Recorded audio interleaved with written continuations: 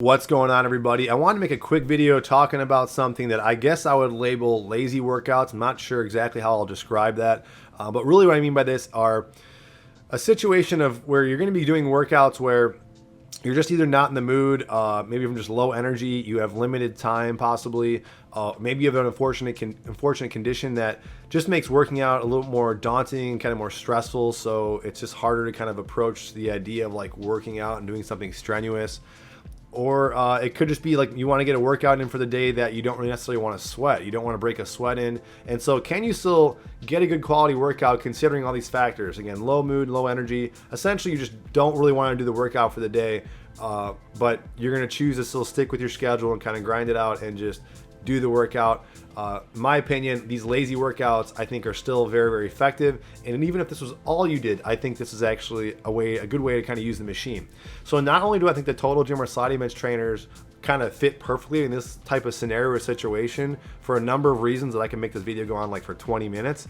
I also think this kind of represents something that I'm kind of alluding to in this video and others, which is the total gym, these sliding bench trainers, in my opinion, is kind of like a paradigm shift in most people's brains about how to work out specifically with resistance training. So instead of like doing, a lot of grueling hard sessions with a lot of like external equipment and feeling like you have to really work up this hard sweat in order to build lean muscle tissue and just define your muscles, you can get by with doing things that really doesn't even seem like you're really working out, but more so just the consistency and just good frequency and overall volume compounded over its use in the machine can get you those results in the future.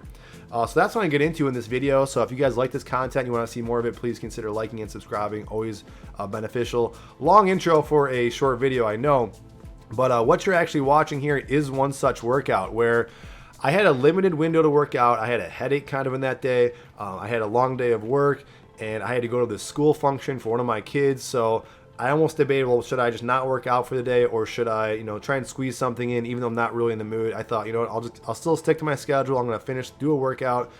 And so it might not look like I'm kind of taking it easy, but I really was. I was just kind of going very lazy and very slow because I didn't want to sweat. I had to go to this function with one of my kids. I was outside, so I didn't feel like working up a sweat and then rushing to basically trying to like cram a quick hard workout in really quickly. I didn't want to do that because I have to take a shower later and then I'm going outside at this function. I'll be sweating. Again, it kind of defeats the purpose of a shower at that point. So I wanted to kind of take it easy and then so I could just go right to the school function right after this. And this kind of goes to the idea of like, if you're not really in the mood to work out, these kind of lazy type workouts are good because some people might say, would you rather just stick to your schedule or should you take a day off completely? Because there is a good, that's a good point of view as well that like, is it better just to, come back more focused, more determined the next day, have more energy, or stick to the schedule? And I always like to kind of relate back to sticking to the schedule because what I find for most people is when I start telling them to, or if they start making excuses about taking the day off because they had a hard work day or they didn't have time or they had low energy, those excuses start, I hate to use the word excuses, but that starts to generally kind of compound. And in my experience with people is that they start either just lapsing altogether. They end up not getting as many sessions in as they would have if they would have just stuck to a schedule. Even if that schedule, even if it's consistent and it has somewhat higher frequency, like I'm doing like upper body, lower body, lower body, and some days taking an off day in between there, that even if I have like an upper body session like this that wasn't as hard, wasn't as, didn't have as much high volume, wasn't working up this hard sweat, wasn't really feeling the muscles as much as I normally do, I know that in a couple days after that, I'm going to do another upper body session that I can kind of make up for it in that later time. So my point in saying this is I'd rather recommend you kind of stick to your schedule. And if that time is limited that particular day, squeeze in something's better than nothing. And I'll kind of come back to this later, but I still think sticking on the schedule, being consistent in the long run is much better than, holding off, especially for the total gym, which that's something that has such low intensity, that's just innately a little more lower intensity.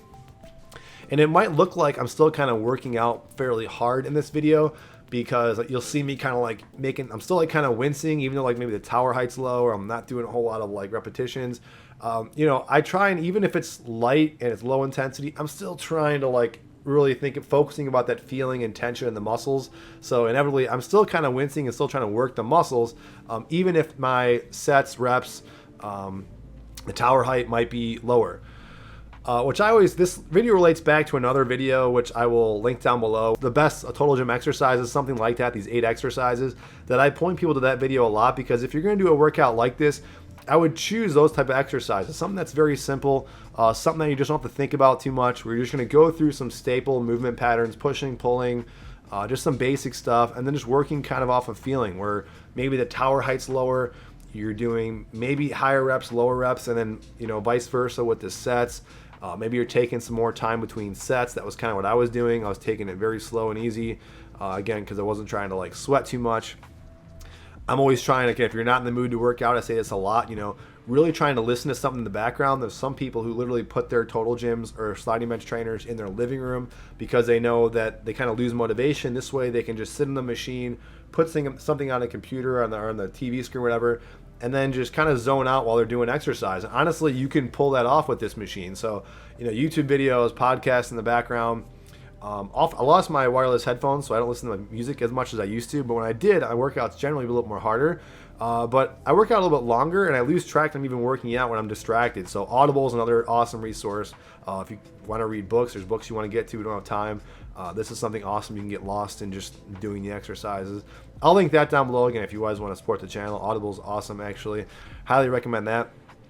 And so this is just like, again, ultimately a paradigm shift in what I was getting at the beginning of the video, that I think what's more important, what trumps all this stuff, is really just the consistency. I know people, I'm thinking about someone in my head who was, this guy's got to be in his 70s. He's really jacked in the upper body. I mean, I should say his arms. His arms are really just built. And I said to him one day, I said, man, what are you doing on the gym? Your arms are pretty defined. And I mean, this guy's got toned big arms. And he has a big disability in his legs that requires him to have a cane. Has a very pronounced limp to him. And so he said to me, he's like, I go to the gym once in a while. I just joined a gym actually, but this is just from, you know, me over years just using my arms a lot more than I have to with his cane. And you can tell his right arm that uses his cane more is a little more pronounced. So my point is, making this example, you guys all know people that maybe don't go to the gym, but because of their job or because of their daily activities, they have still pretty defined muscles. And I think that's a huge part of people just over time, especially older adults that have been doing this for a long period of time, just having defined musculature. It's not necessarily a specialized program or a reps and set scheme.